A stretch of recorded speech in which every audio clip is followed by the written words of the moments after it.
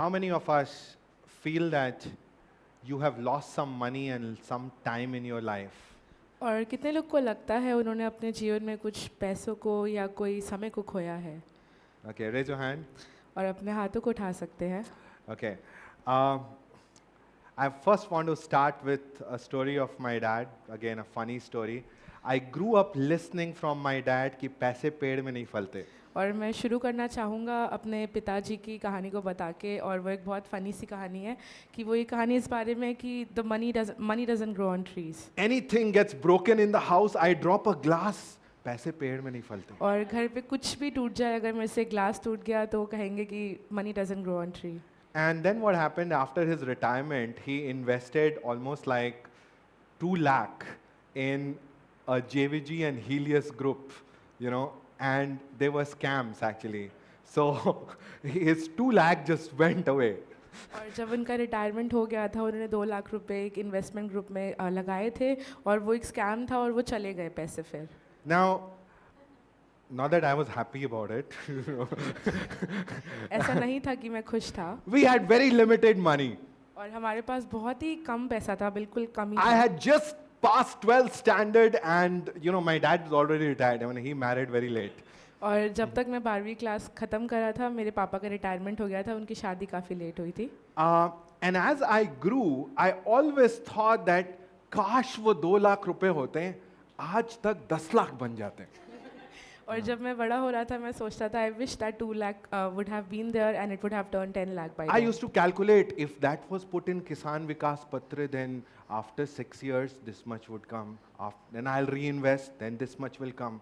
And now it's 2016, so now this much will come. और मैं calculate करता था कि अगर उसको किसान पत्र जगह में लगाया होता तो उसका इतना दुगना रकम हो जाता, और अभी तक कितना ज़्यादा हो चुका होता. How many of you do these kind of calculations? और कितने लोग ऐसे कैलकुलेशंस करते हैं? Okay. Or if that job we would have got it at that point of time, or that breakthrough I would have got at that point of time, I would have earned this much. और हम सोचते हैं कभी कभी कि अगर हमें ये नौकरी उस समय मिल जाती तो हमारे लिए कितना अच्छा होता. Now, today I have a different message for you. और जो आज मेरे पास में आपके लिए वचन है वो अलग है. This concept that runs in our mind, this is not the Lord's concept. और ये जो कॉन्सेप्ट हमारे दिमाग में चलता है वो परमेश्वर के द्वारा दिया हुआ concept. Why? Because He's a God of restoration. He can just build you so much that He can replace the lost time and the lost money in a single day. और जो हमारा परमेश्वर है वो पुराने चीज़ों को भरने वाला परमेश्वर है. जो भी समय और जो भी चीज़ हमने गवा दी है, परमेश्वर उसको हमारे लिए पूरा कर देगा. How do we know this?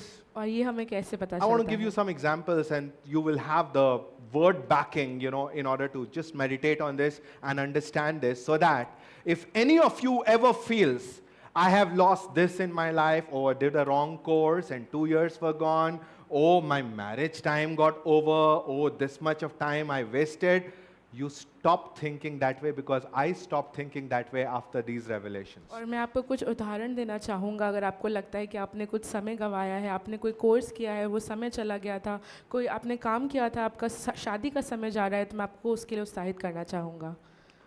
The Jewish people were slaves in Egypt for 400 years. और जो ज्यूइश लोग थे वो लोग 400 साल के लिए उनके गुलाम थे इज़राइल लोग. 400 years, they never had an asset, never had any piece of gold, ornament. They were slaves and they were bounded slaves. They were just given enough to survive so that they can work for the Egyptians. और वो 400 साल तक गुलाम थे. उनके पास में कोई रकम नहीं थी, कोई एसेट नहीं था, और 400 साल तक वो गुलामी में ही रहे थे. But then, when they came out of Egypt, in one day, Bible says that all the money of the Egyptians were actually given to the Jewish people. And they went into the wilderness with all that gold, rather the temple of God that was made with all the gold beams. It was right through all the gold that they had received. So basically, in one night, God changed them from slaves to be the kings of Middle East. और जब वो 400 साल के बाद गुलामी से निकले तो मिस्र में जितना भी सोना था वो सब उनके पास आने पाया, और परमेश्वर ने उनके लिए एक ही रात में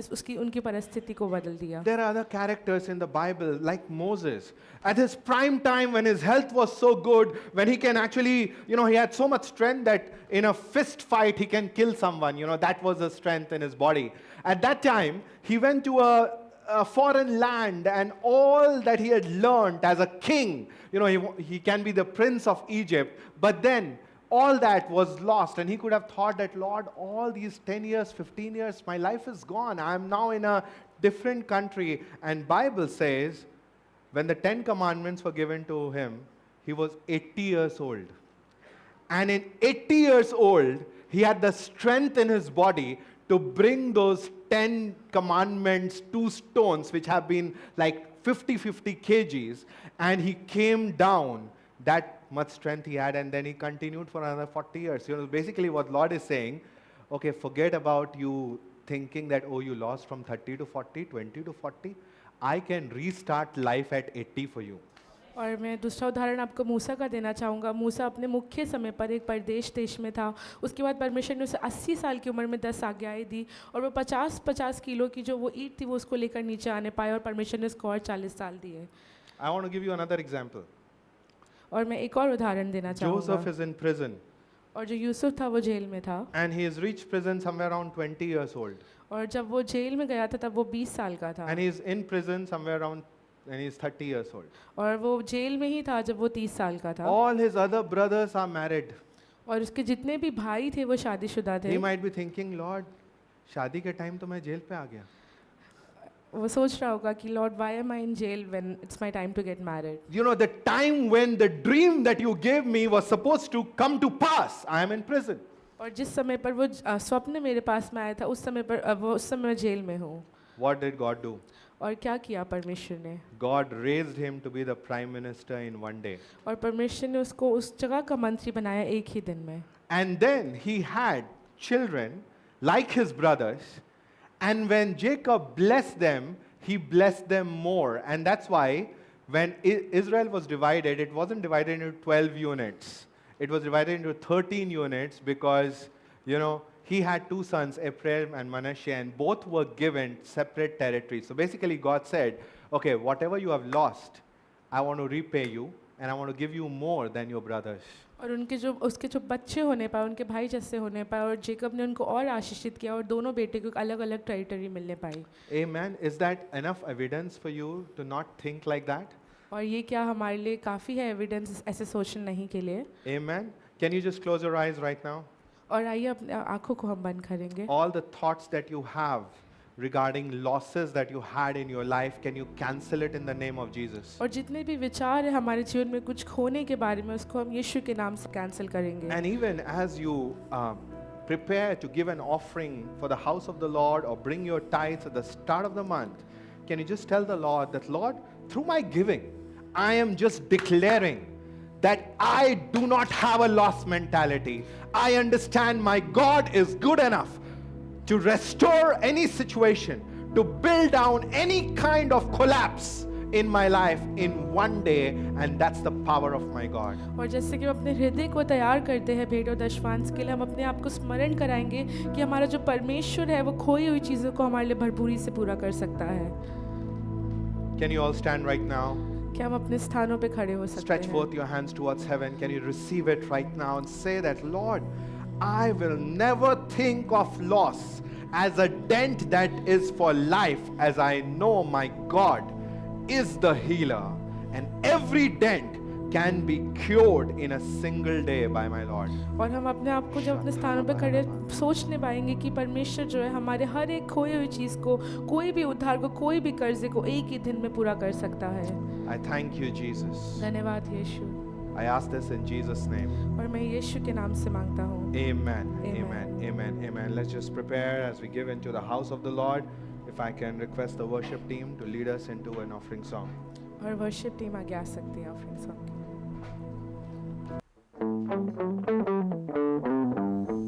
आइए हम ताली बजाएंगे परमेश्वर के लिए।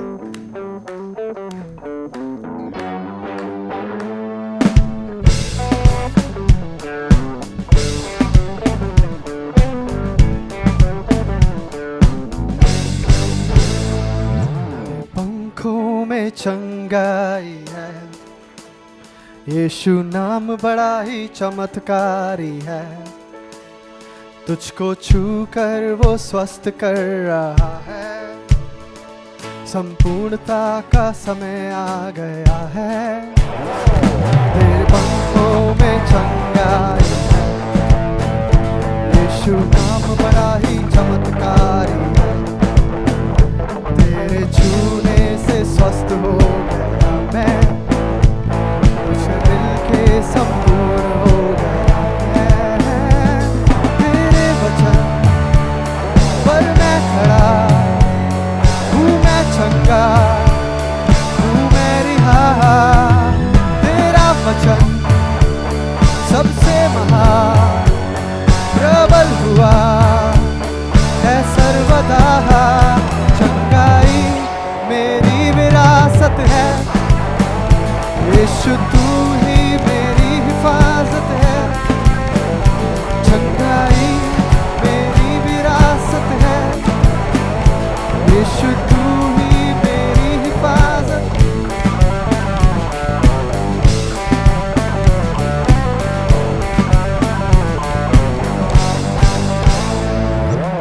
आज यहाँ पे चंगाई, मेरे चमत्कार की बारी आई। तुझको छूकर वो स्वस्थ कर रहा है, संपूर्णता का समय आ गया है। आज यहाँ पे चंगाई है, मेरे चमत्कार की बारी आई है। तुझको छूकर वो स्वस्थ कर रहा है, संपूर्णता का समय आ गया है।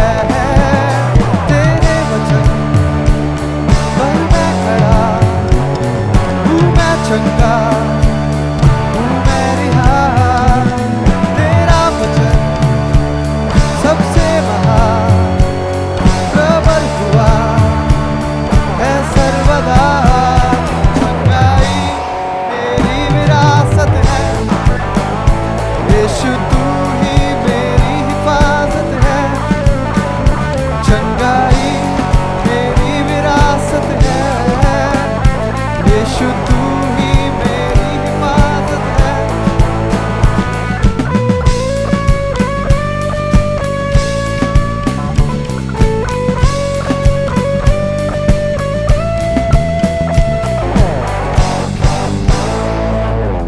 अंधेरे को रोशनी तू बनाता है। आइए घोषणा करें, जो है नहीं कहकर उसे बुलाता। आप अगर नई गाड़ी चाहते हैं, मैं ऐसे ही मैंने प्रार्थना की है कि प्रभु मैं ये फोटो दिखा रहा हूँ, वॉलपेपर पे लगा रहा हूँ, यही गाड़ी मुझे चाहिए। और प्रेज गॉड, परमेश्वर ने उससे बेहतर दिया। ये नहीं कहकर उसे बुलाता है, सूखी हुई हड्डियां तू जिलाता है। नामुमकिन को मुमकिन कर दिखाता है, अंधेरे को रोशनी तू बनाता है। जो है नहीं कहकर उसे बुलाता है, सूखी हुई हड्डियां तू जिलाता है। नामुमकिन को मुमकिन कर दिखाता है। तेरा लहू जिस दिन बहा सलीब से बनकर शिफा, उस दिन से मैं सब पापों से, सब श्रापों से आजाद हुआ। चंगाई मेरी विरासत, यीशु तू ही मेरी हिफाजत है। चंगाई मेरी विरासत है, यीशु तू ही मेरी हिफाजत है। आपकी बारी चंगाई, चंगाई यीशु तू ही।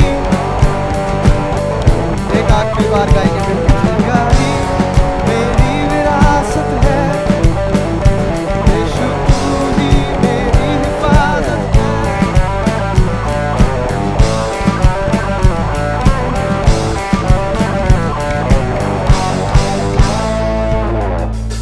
हम सब बैठ सकते हैं।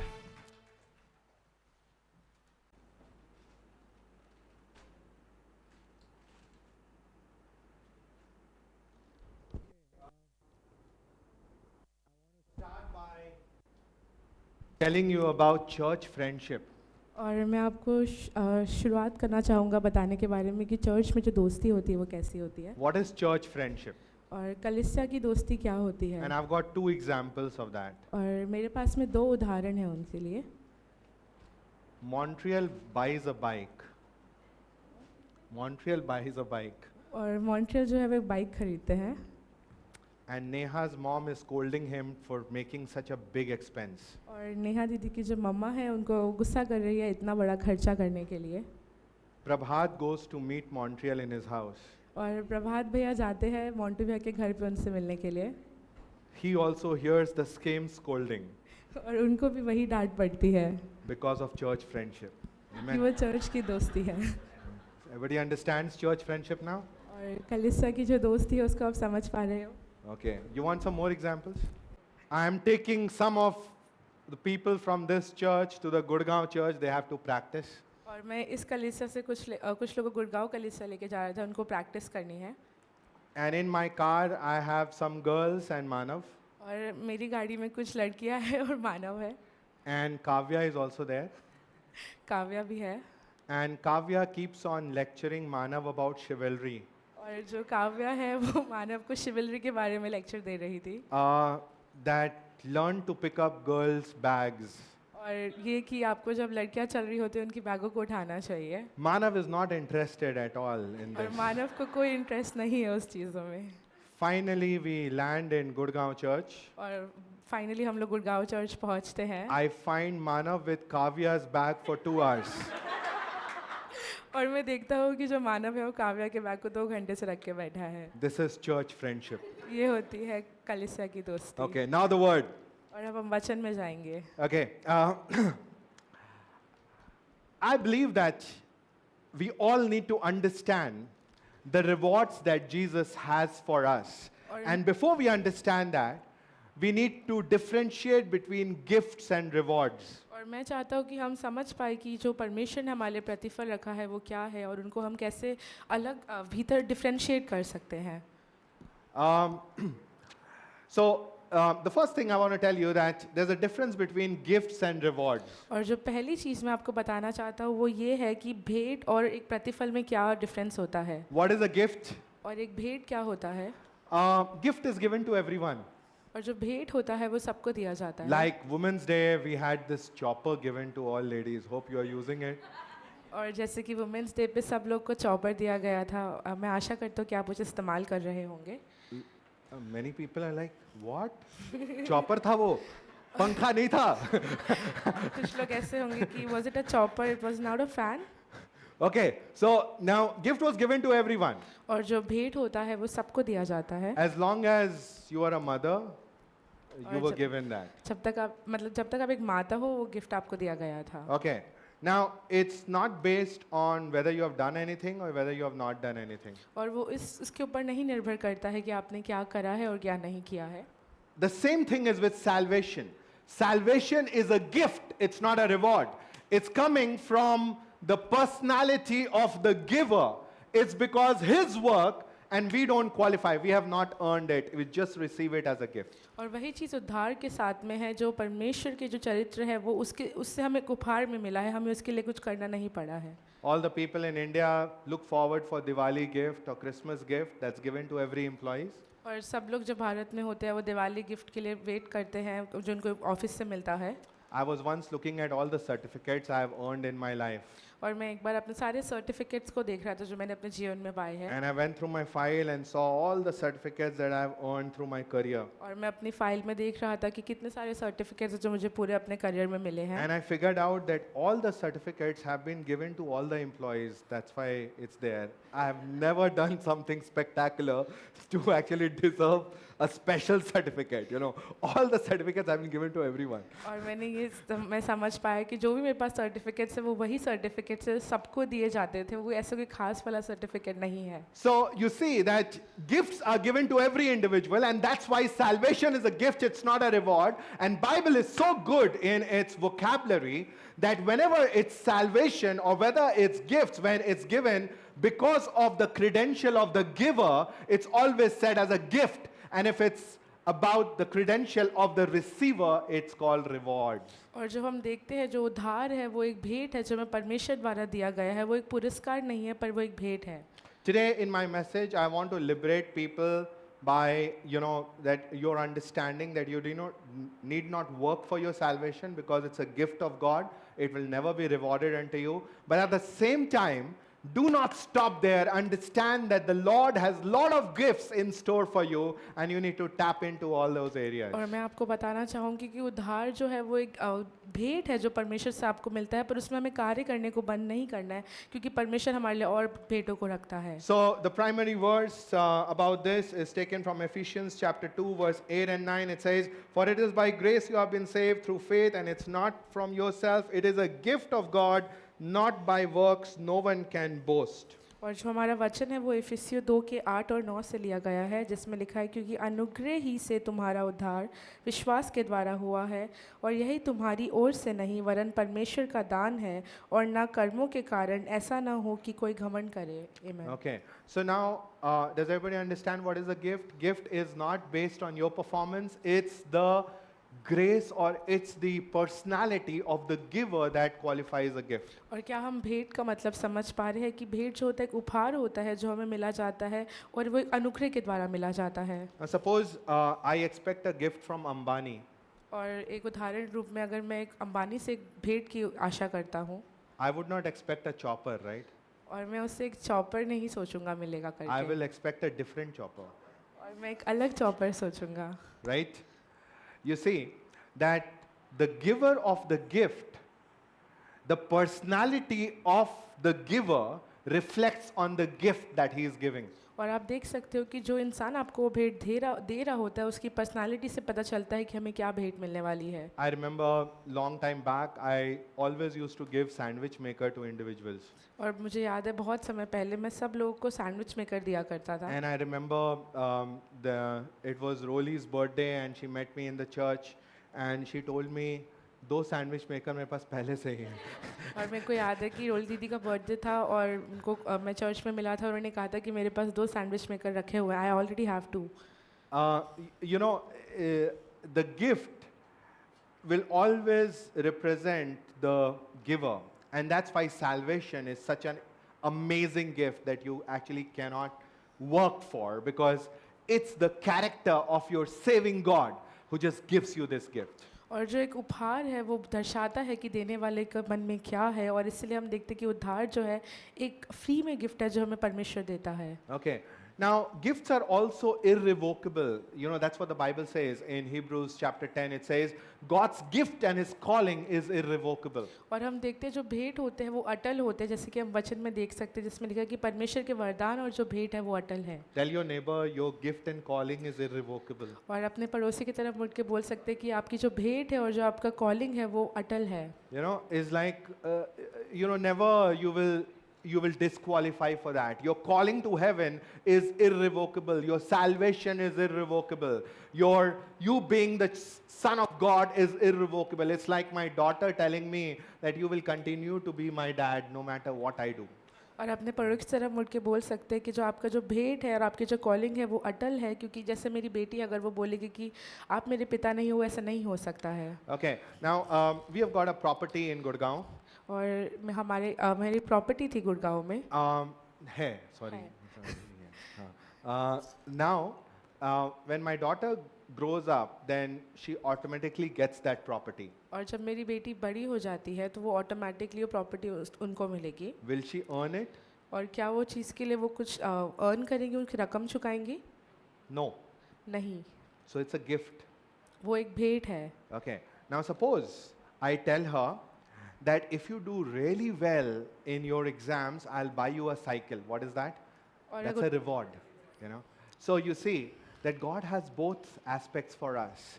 The gift which we actually cannot buy, He has given it, through the cross of Calvary. He has released it, and that's why we are promoted to the heavenly realms. Ephesians writer writes it, Paul writes it, that we are already placed even in the heavenly realms. We are spiritually placed there. What it means that salvation has been a gift, and we have gift Now, all of us have the gift of life through salvation of Jesus Christ. और अगर मेरी बेटी को मैं बोलता हूँ कि आप अगर अच्छे मार्क्स लेके आओगे तो अगर मैं आपको एक साइकिल दूंगा तो एक पुरस्कार होगा, पर जो उद्धार है वो परमेश्वर ने हमें फ्री में दे दिया है। परमेश्वर ने हमें पहले से ही वायदा कर दिया कि हमें ऊंचे स्थानों पर उठाएगा But- और हमें उद्धार देगा। But rewards is something that He keeps giving in our life based on what we do and how do we express our faith. और पुरस्कार एक ऐसी चीज़ है जो परमेश्वर हमें अपने जीवन में देता चले जाता है हमारे विश्वास के अनुसार। Okay, is everybody clear till now? क्या हम समझ पा रहे हैं? Raise your hand if you're really clear about it. और अपने हाथों को उठा सकते हैं अगर हम अच्छे से समझ रहे हैं तो। Okay. Now, you see that many people in maturity, they say that, or they act to be mature, they say that, Pastor, उद्धार हो गया, यही बहुत बड़ी, और कुछ नहीं चाहिए मुझे प्रभु से।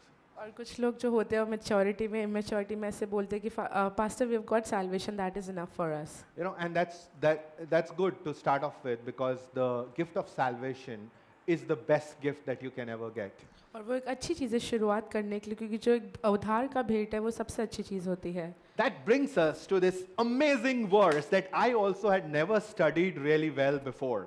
And this is a verse, it's like a memory verse. We tell people that make it by heart. So Hebrews chapter 11 verse 6. और इससे हम एक बहुत अनोखे वचन की तरफ आते हैं, जो वचन हमारे लिए इब्रानियों 11 के 6 में लिखा गया है। It says, and without faith it is impossible to please God, और इसमें लिखा है विश्वास बिना उसे प्रसन्न करना अनहोना है, because anyone who comes to him must believe that he exists. क्योंकि परमेश्वर के पास आने वाले को विश्वास करना है कि वह है। You know, the first part of this verse is very popular. और जो इसका पहला भाग है वचन का वो बहुत प्रसिद्ध है। Without faith you cannot please God. और विश्वास के बिना हम परमेश्वर को प्लीज नहीं कर सकते हैं। Without faith it's impossible to please God. और विश्वास के बिना परमेश्वर को खुश करना बिल्कुल ही पॉसिबल नहीं How है। many know this verse? और कितने लोग को ये वचन पता है? But do you know the second part? और क्या आपको इसका दूसरा भाग पता The है? second part says, and you need to believe that He is a God who rewards you. और जो दूसरा भाग है वो कहता है कि हमें विश्वास करना है कि वो एक ऐसा परमेश्वर है जो आपको पुरस्कार देता है। All those who are seeking you earnestly, He wants to reward. और जो सच्चे दिल से उसकी खोज में है उनको वो पुरस्कार देना चाहता Now, है। I understand these gifts and rewards for my daughter. I understand everything that I have belongs to my daughter. That's a gift. You know, she doesn't need to do anything. But suppose there's a race in which she is partaking, I really want her to achieve the reward. The gifts will stay there, but for that moment, I really want her to win that race that she is partaking in. और मैं ये चीज़ समझता हूँ पुरस्कार और भेंट जो होती है वो मेरी बेटी के लिए, पर अगर वो एक रेस में भागीदार हो रही है तो मैं सच में चाहूँगा कि वो रेस को जीते और वो पुरस्कार को जीते। Amen. Does everybody understand Hebrews chapter 11 verse 6? It says that it is without faith it's impossible to please God.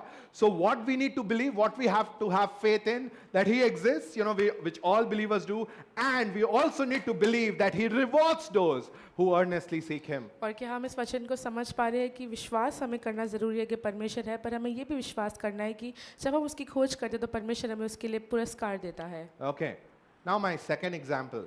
और जो मेरा दूसरा उदाहरण है, How many know the story of David and Goliath? और कितने लोग को दाऊद और गोलियात की कहानी पता है? Okay. Now everyone knows it. If you don't know it, you can go with the Sunday school team next Sunday onwards, you know, to learn more about David and Goliath. और सबको पता है, जिनको नहीं पता है वो संडे स्कूल टीम के साथ जा सकते हैं इस कहानी को सीखने Now, के लिए। Goliath is kind of mocking the Jewish people every time he comes. और जो गोलायत है वो एक तरीके से उनके मॉक कर रहा होता है जब भी वो आता है वहाँ And he पे। says that send one person to fight me. If I win, we are the winner. And if you win, then you are the winner. और वो कहता है कि अपने तरफ से आप एक इंसान को भेजिए, अगर मैं हार जाता हूँ तो आप जीत गए हो, अगर मैं हरा देता हूँ तो मैं जीत गया हूँ। And David comes to the scene. और दाऊद वहाँ पे आता है He's just 17 years old. और वो सिर्फ 17 साल का है You know, and he is not supposed to be an army person. और वो एक आर्मी का इंसान नहीं था And he hears all the talk. और वो सारी बातों को सुनता है And then he wants to defeat Goliath. और फिर वो कहता है कि मुझे गोलायत को हराना है। You know why? क्यों? Does anybody know why? और आपको पता है क्यों? Yeah, definitely he wants to portray that my God is more powerful.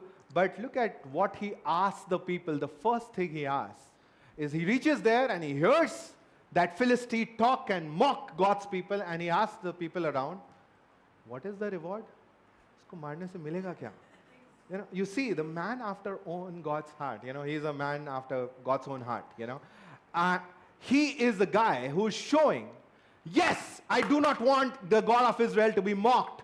But at that same time, he's interested in the reward. And that's what we read here. It says, 1 Samuel chapter 17, verse 26. It says, David asked the men standing near him, what will be done to the man who kills the Philistine and removes this disgrace from God? Who is this uncircumcised Philistine and should defy the armies of the living God? So the first question he asked, reward batao bhai, reward pehle, tell me the reward. Yeah, definitely I know what I'll do, but tell me the reward also. और जब वो आता है तो वो परमेश्वर की सामर्थ को दर्शाता है, पर वो जब बातों को सुनता है तो सबसे पहली चीज़ जो पूछता है वो ये पूछता है कि पुरस्कार क्या है। और हम ऐसे ही वचन को देख सकते हैं पहले सामुएल 17:26 में, जिसके लिखा है, दाऊद ने अपने पास खड़े लोगों से पूछा, जो व्यक्ति इस फलस्तीनी को मारकर इस कलंक को इस्राएल पर से दूर करेगा उसके लिए क्या दिया जाएगा? यह खनारित फलिस्तीनी कौन है जो जीवते परमेश्वर की सेनाओं को ललकारता है?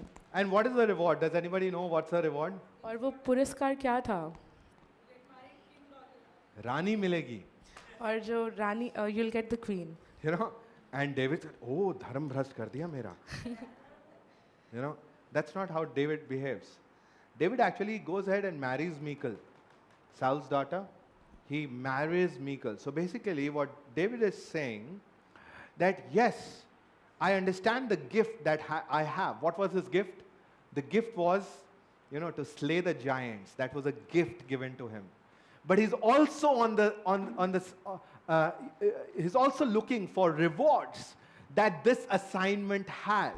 And it's not bad to look for rewards.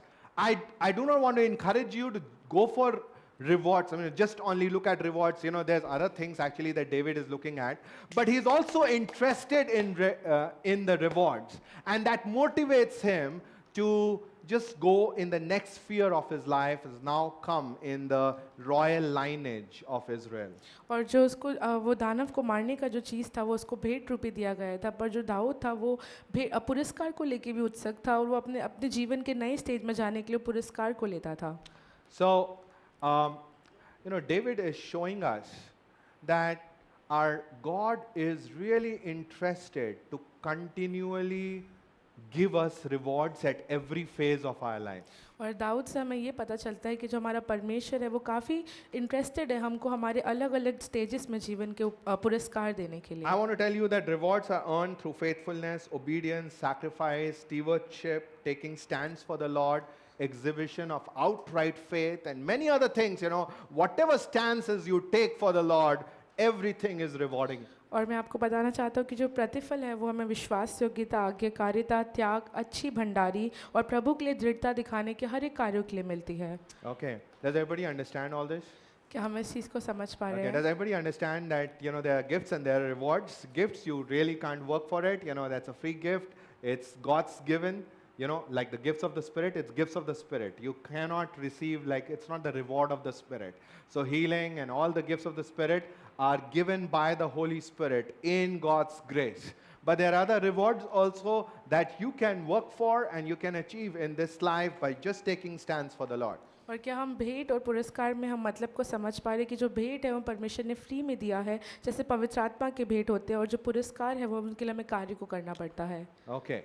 Now, my next section, I want to tell you that many believers have a wrong understanding of rewards. और जो दूसरा भाग है मैं उसमें आपको बताना चाहता हूँ कि बहुत सारे विश्वासी होते हैं, उनकी अलग ही समझ होती है प्रतिफल के लिए, पुरस्कार के लिए. And a lot of it has come from the Indian mindset also. और जो उनमें से काफ़ी सारी चीज़ें वो हमारे भारतीय माइंडसेट से भी आई है. Many people think if I feed animals, I'll get rewarded. और काफ़ी लोग सोचते हैं कि अगर हम लोग जानवरों को खाना देंगे तो हमें उसके लिए पुरस्कार It's मिलेगा. a good work, you know, you can do it, but Bible doesn't say that you would be rewarded for that. और वो एक अच्छा कार्य आप उससे कर सकते हो, पर बाइबल ये नहीं कहता है कि आपको उसके लिए प्रतिफल मिलेगा. Many people believe that if I say praise the Lord many times, I would be rewarded. और बहुत लोग ऐसा मानते हैं कि अगर हम यीशु मसीह की जय हो बहुत बार बोलेंगे तो हमें उसके लिए पुरस्कार मिलेगा. Now, after the service, you know, don't stay mum. You can say praise the Lord. You know, don't praise. Praise the Lord. You know.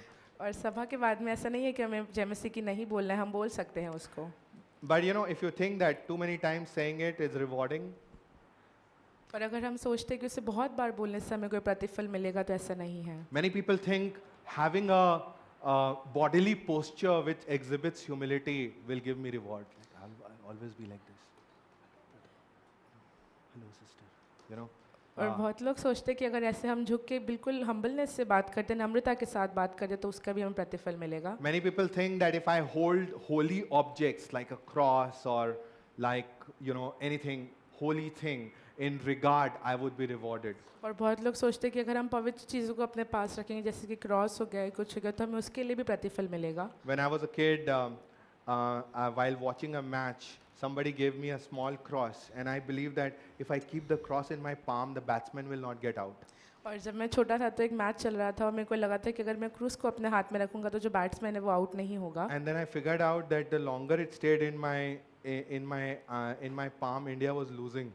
और मेरे को ये समझ आया कि जितना ज़्यादा समय तक वो मेरे हाथ में रहता है, इंडिया उतने ज़्यादा हार रही थी. If I touch the Bible after taking bath, और अगर मैं नहाने के बाद में बाइबल को छूऊंगा. by the way, I read the Bible in the washroom. Sorry about that. और मैं आपको बताना चाहता हूँ कि मैं जो है बाइबल को वॉशरूम में पढ़ता हूँ. I mean, I read it outside also, but I think it's a good time where I can use up time. और मैं बाहर भी पढ़ता हूँ, पर वो अच्छा समय होता है जिसमें मैं बाइबल को पढ़ सकता हूँ. If I leave non-vegetarian food for a season, it would be very rewarding. और अगर मैं कुछ समय के लिए मांसाहारी खाना छोड़ देता हूँ तो उसका शायद से मुझे प्रतिफल Or मिलेगा. sometimes even for Lent, it would be very rewarding. और अगर मैं लेंट के लिए भी छोड़ देता हूँ उसको, तो उसके लिए मुझे प्रतिफल मिलेगा. If I keep a Bible or a cross near my pillow, then it would be very rewarding. और अगर मैं अपने तकिए के साथ में पिलो के पास में बाइबल या क्रूस को रखता हूँ तो उसके लिए मुझे प्रतिफल मिलेगा. If I kiss the Bible, then it would be very rewarding. और अगर मैं बाइबल को चूमता हूँ तो शायद से मुझे उसके लिए प्रतिफल मिलेगा. Now we have phone Bibles, you can kiss your phones. और हमारे पास में अब फ़ोन बाइबल है, हम अपने फ़ोन को किस कर सकते हैं. I want to tell you that, all these things, you can do it, but Bible doesn't say that, these are rewarding. और हम ये सब चीज़ों को कर सकते हैं, पर वचन हमें ये नहीं बताता है कि इनसे हमें प्रतिफल मिलेगा. So, I want to tell you that every principle that is discussed in the Bible, if you obey it, there's a hidden reward out of it. और हर एक सिद्धांत जो वचन में लिखा हुआ है, जब हम उसको पालन करते हैं तो उसके लिए एक प्रतिफल है हमारे लिए. So, I want to give you an analysis from the book of Daniel, and I want to tell you what did he do and how did God reward him. और मैं आपको दानियल की पुस्तक का एक एनालिसिस बताना चाहूँगा कि उसने क्या कार्य को करा और परमेश्वर ने उसको कैसे प्रतिफल दिया. And we do not need to repeat Daniel. We would be exposed to Daniel's scenarios in different walks of our own life, and God's going to, just bless us or reward us. और हमें Daniel को दोहराना नहीं है, पर उसके कार्य को देख सकते हैं कैसे उसके जीवन में परमेश्वर ने उसके कार्य के द्वारा उसको प्रतिफल So दिया. in Daniel chapter 1, we find that Daniel takes a stance, I will not eat the king's food. और हम देख सकते हैं कि दानियल की पहले चैप्टर में हम देख सकते हैं दानियल बोलता है कि मैं जो है राजा का खाना नहीं खाऊंगा. By the way, Daniel is not a vegetarian and he is not a vegan. और दानियल जो था वो ऐसा नहीं था कि वेजिटेरियन था, सिर्फ शाकाहारी खाना ही खाता था. Okay, for all the vegans, I have increased my non-vegetarian diet so that, whatever killing you are not doing, I have increased it to balance it out. और जितने भी वीगन लोग हैं उनको मैं बताना चाहता हूँ कि मैंने अपना मांसाहारी डाइट इंक्लूड कर दिया है कि जितना भी किलिंग आप बचा रहे हो वो मैं कर पा रहा हूँ. Okay, I'm just following the Bible, whatever it says, whatever God has given us to eat. It's your personal choice, whatever choices you have, it's fine. But Daniel was specific at that point of time because probably the Babylonian food was cooked with blood, and he was really clear, I'm not going to have food cooked in blood. So that was probably his stance, and because of that stance, he told the food giver there that you examine us for 10 days and see whether our faces are dull or whether they are bright. और जो Babylonian खाना था वो शायद से खून में बनाया जाता था, और दानियल जो है वो खाने से मना कर देता है और कहता है कि 10 दिन बाद आप देखना कि इससे हमें फ़र्क पड़ रहा है या नहीं पड़ रहा है. So what God did is God looked at Daniel, he's taking a Jewish principle of the Old Testament and he's holding it, and I will bless him for that. और इसलिए हम देखते हैं कि परमेश्वर उसको देखता है, वो उसके सिद्धांत को वो अपने दिल से पकड़ रखा होता है और वो बोलता है कि मैं उसको इसके लिए प्रतिफल दूंगा. Okay, what did God do in return? और क्या करा परमेश्वर ने उसके लिए? God gave him 10 times more wisdom than the others. और परमेश्वर ने उसको 10 गुना और बुद्धि दिया बाकी लोगों से Isn't that ज़्यादा. amazing? He took one stand for the Lord. in terms of his food, he took a stance. And God said, wow, I like this stance. Let me give you 10 times more wisdom. और उसने परमेश्वर के लिए अपनी आवाज़ को उठाया और परमेश्वर ने उसको उसके लिए प्रतिफल को दिया। Amen. Is everybody understanding? Amen. This is not gift. It's not given to everyone. It's not given to all the Jewish people. It's not given to everyone in Babylonian captivity. It's only given to Daniel, Shadrach, Meshach, and Abednego. Why? Because they are the ones who took the stands. And because of that stand that they had taken, God blessed these 4 individuals. And they got 10 times more wisdom, not the entire Jewish lot. और ये जो परमेश्वर ने उसको दिया था वो प्रतिफल था, वो भेंट नहीं था। और जो प्रतिफल था ये दानियल को, शद्रक, मेशक, अबेदनगो को भी दिया था। और उनको ये प्रतिफल दिया कि 10 गुना उनके अंदर और बुद्धि थी बाकी लोग से ज़्यादा।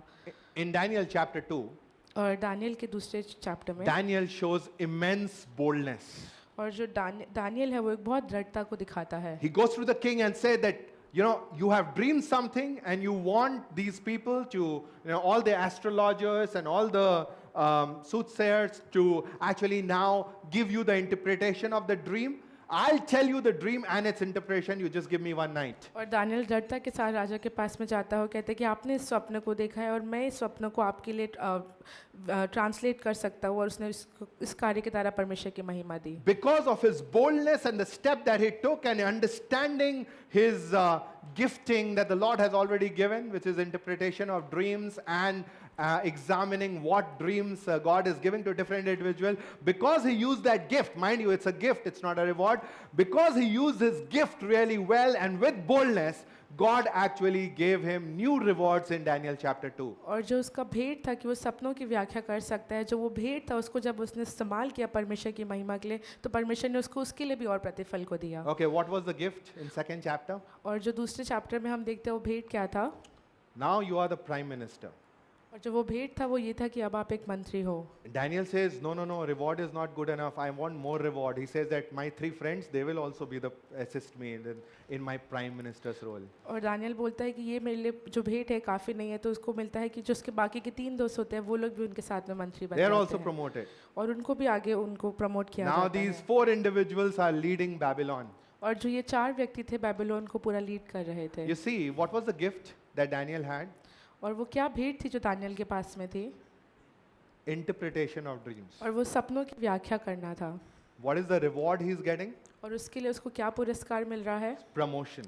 और उसके लिए उसको और उन्नति मिल रही है। The gift was given by God. Reward is based on his stances that he is taking in the kingdom of Babylon. और जो वो भेंट था वो परमेश्वर द्वारा दिया गया था, और जो पुरस्कार था वो उसके जीवन में वो कैसे कार्य को कर रहा था उसके द्वारा मिल रहा था। Okay.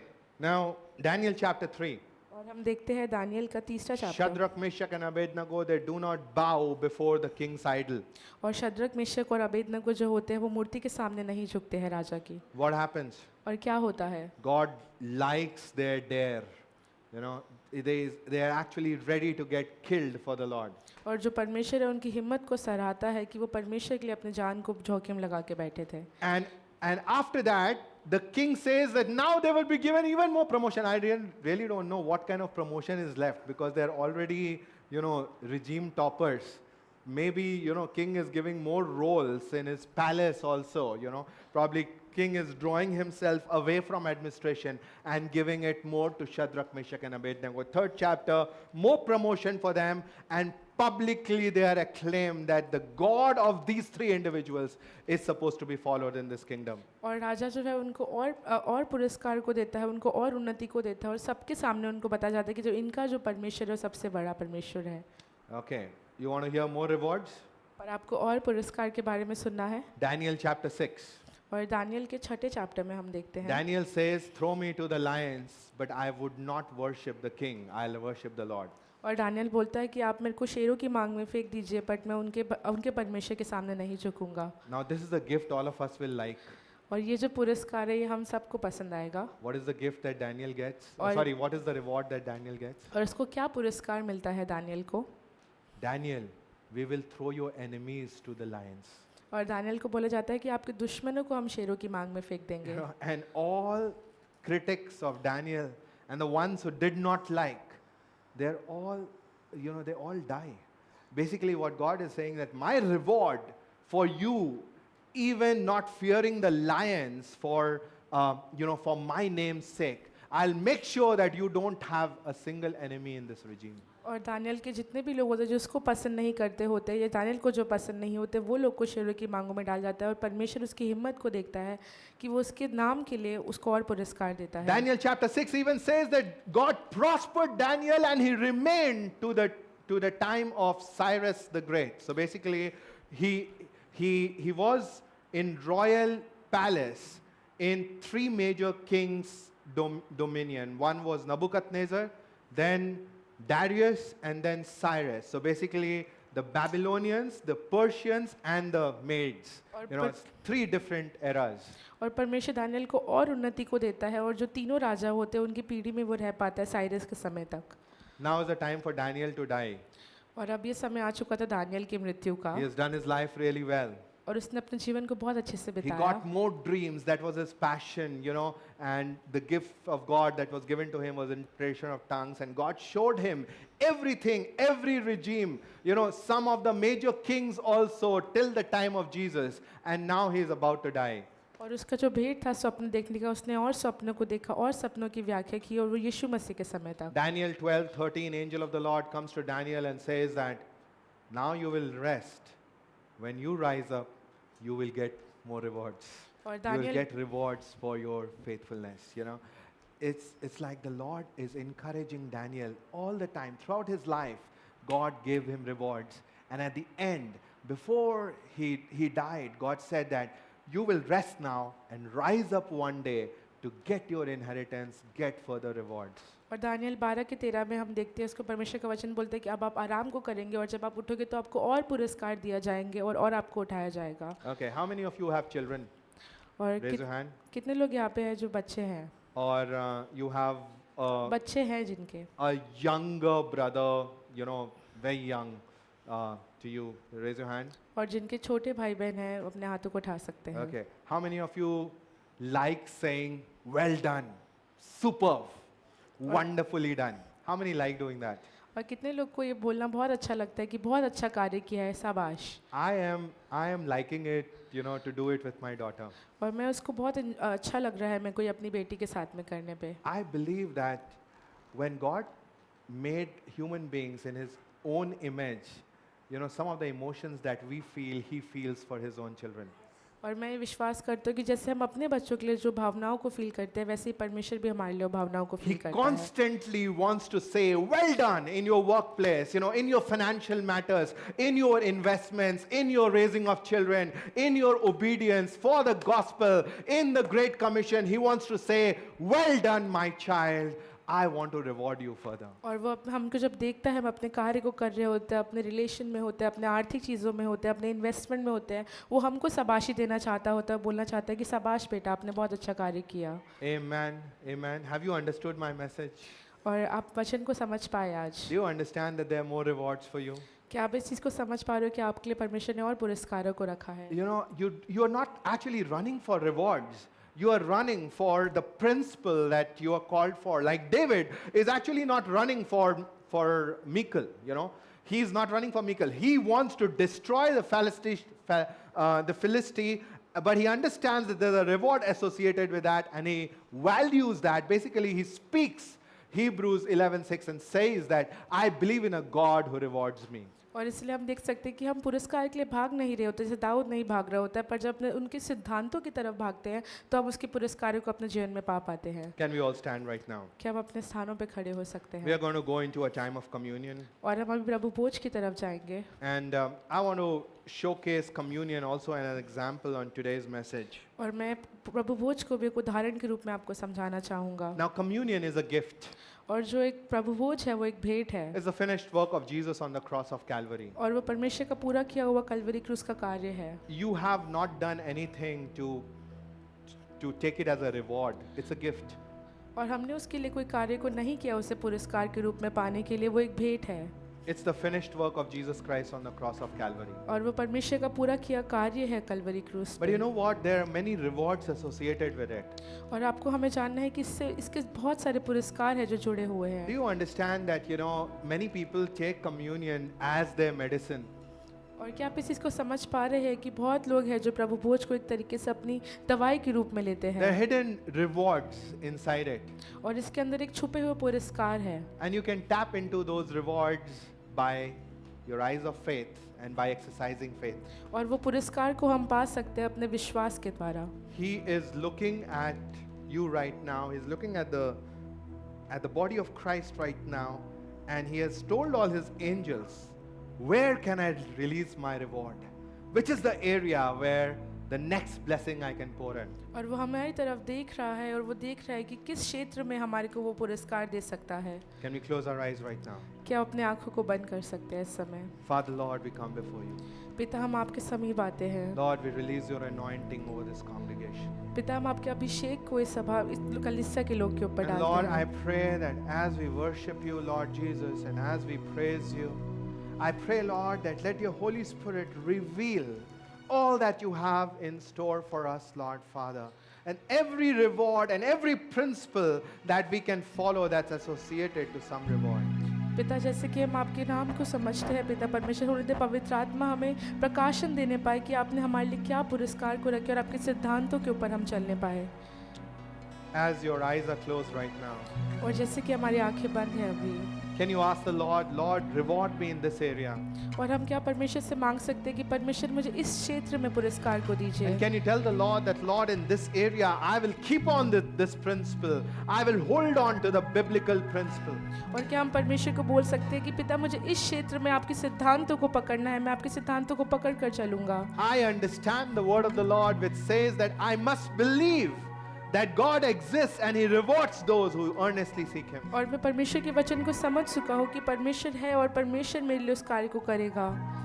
Release your favor over us right now, Lord. पिता अपने अनुग्रह को हमारे जीवन में Let दीजिए your Holy Spirit move in this area. और पवित्र आत्मा इस जगह पे अपने कार्य को करने पाए। Lord, I pray right now that let your power just come over this place.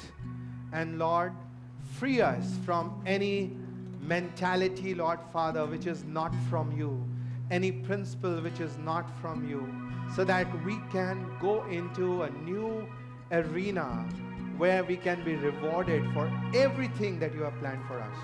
पिता अपनी सामर्थ को इधर भेजिए पिता परमेश्वर और जो भी सिद्धांत है जो भी मेंटालिटी जो आपकी तरफ से नहीं आती है उससे आप हमें मुक्त कीजिए।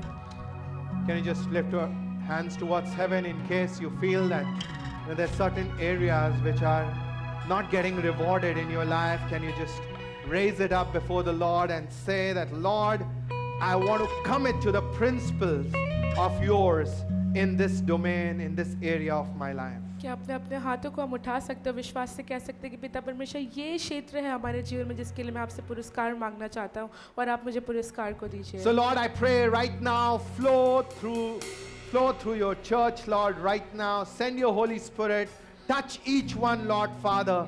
Bless each one, Lord Father, and help them to grab hold of the principles that can be rewarding in their life, Lord. पिता हम आपसे प्रार्थना करते कि अपनी पवित्र आत्मा को आप हमें भेजिए और अपने सिद्धांतों को पकड़ने में सहायता को कीजिए, हमें आशीष की जो अनुग्रह को दीजिए पिता परमेश्वर हमारे जीवन में। Lord, I pray that let your Holy Spirit motivate us all this morning. पिता मैं प्रार्थना करती हूँ कि आपकी पवित्र आत्मा हमें जीवन में आगे की तरफ मोटिवेट करने पाए। In the name of Jesus. यीशु के नाम से मांगते हैं। Amen. As we bake the bread right now, we can expect the healing touch of Jesus as we partake in this. और जैसे कि हम रोटी को तोड़ते हैं हम पवित्र आत्मा के द्वारा पवित्र आत्मा के स्पर्श को अपने जीवन में उपस्थित कर सकते हैं। Amen. If you have any problems in your body, अगर आपके जीवन में आपके शरीर में कोई भी समस्या है ask the Lord, Lord, reward me for understanding communion right now. और हम परमेश्वर से मांग सकते हैं कि परमेश्वर आप हमें पुरस्कार दीजिए इस प्रभु भोज को समझने के लिए। For in the night when Jesus was betrayed, he took the bread और जिस रात यीशु मसीह पकड़वाया गया उसने रोटी को लिया and he broke it, said that this is my body that's given for you. और उसने उसे तोड़ा और कहा कि ये मेरी देह है जो तुम्हारे लिए दी गई है। And he took the cup and said that this is the blood of the new covenant which is shed for the sins of many. और उसने प्याले को लिया और कहा कि मेरे वाचा का नया लहू है जो तुम्हारे पापों के लिए बहाया And he गया said, है। do this in remembrance of me. और उसने कहा मेरी यादगारी में ऐसा All he who have accepted Jesus as their Lord and Savior, please partake in this. और जितने भी लोगों ने यीशु मसीह को अपना उद्धारकर्ता के रूप में मान लिया इसमें प्लीज भाग लीजिए। This is a gift from God, but it's got rewards hidden inside it. और ये परमेश्वर का भेंट है पर इसके अंदर पुरस्कार छुपे हुए हैं। And you unlock the records और हम the इसके rewards by your faith. और हम उस पुरस्कार को खोल सकते हैं अपने विश्वास के द्वारा। Let's just worship the Lord as we partake in communion. और आइए हम आराधना करें जिससे हम प्रभु भोज में भाग लेते हैं। तू राज करे, तू राज करे, तू राज करे सारी दुनिया पे। घुटने टीके सारे घुटने टीके, घुटने टीके यीशु नाम पे।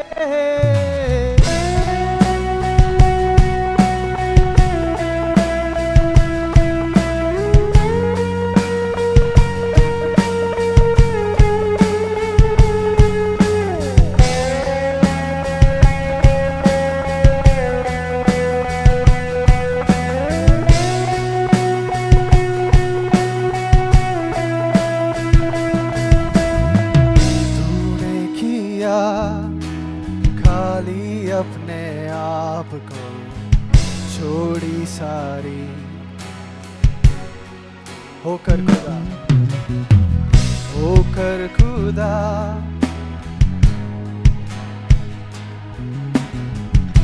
बना मनुष्य समान, तूने किया है खाली अपने आप को छोड़ी सारी महिमा। होकर खुदा किया यीशु ने अपने आप को बना मनुष्य समान। लग गया राशि समान,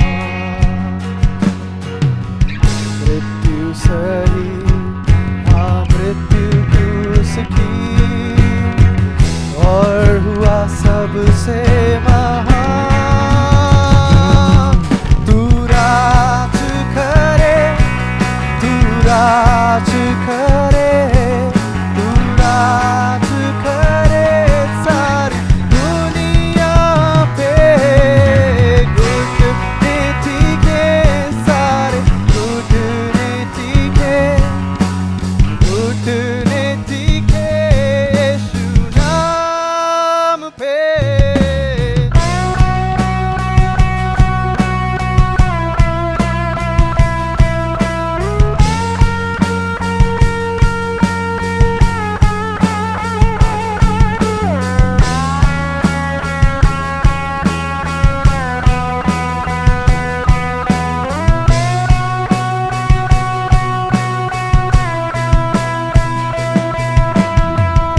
आसमानों में है स्थिर तेरा सिंहासन, पराक्रमी खुदा। महिमा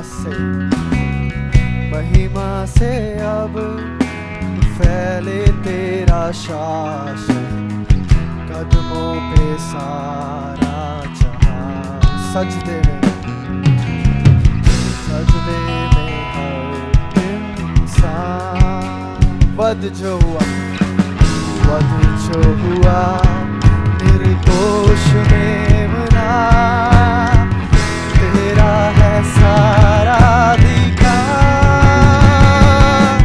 तू राज करे, तू राज करे, तू राज करे सारी दुनिया पे। घुटने टीके सारे घुटने टीके,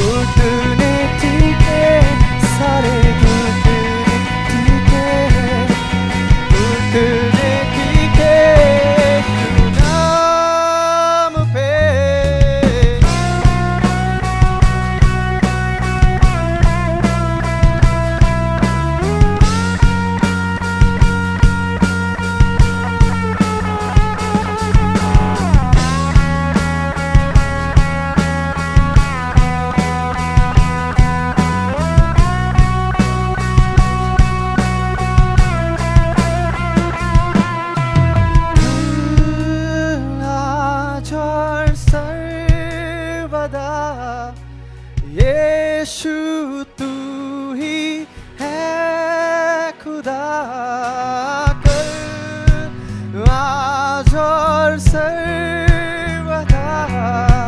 यीशु तू ही है खुदा, कल आज और सर्वदा। यीशु तू ही है खुदा, आज और सर्वदा। यीशु तू ही है खुदा। तू राज करे, तू राज करे, तू राज करे सारी दुनिया में। घुटने टीके, सारे घुटने टीके, घुटने टीके यीशु नाम पे है। आप सबका हफ्ता अच्छा जाए। यीशु मसीह के नाम से आपको सबको आशीषित में बोलता हूँ मैं। आप सबसे एक दूसरे से मिलें और चाय कॉफ़ी पी के जाएं। आप सबका हफ्ता अच्छा हो यीशु मसीह के नाम से, आमीन।